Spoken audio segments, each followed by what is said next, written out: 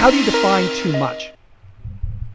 Yeah, good question. I haven't still done the empirics on that, but what I do get out of my modelling is it's an element of chaos theory. So if you know Lorenz, you know the idea of the Lorenz, the butterfly effect. Okay, one subcomponent of Lorenz dynamics is called the intermittent route to chaos, which is I've forgotten the name of the two authors of that main publication.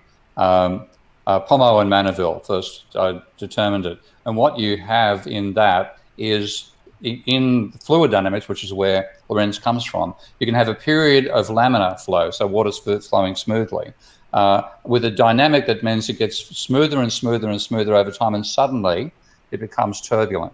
Okay, I get that effect in my models, and what I normally been focusing upon, because it is the dangerous situation, is where you have that transition from smooth to turbulent flow.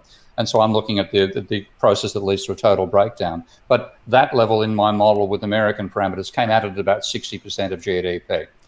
Getting north of 60 to 80% of GDP is a problem. Again, I'll rapidly share my screen because I've just I'm bringing up part of the my book where I show that dynamics of my model here. And this is an extremely simple version of my model, but what you have is a period of diminishing cycles in GDP, and then they start to rise again.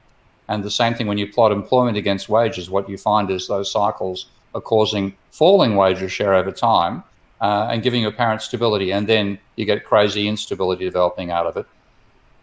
And what is happening is a shift of income distribution is going from workers who are losing the amount over here, capitalists remaining constant. What workers lose ends up in the share of bankers.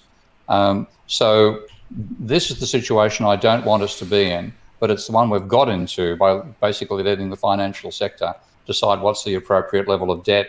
And there's no level of debt that's too high when you're the financial sector, because that's what lets them put their fingers into your pockets.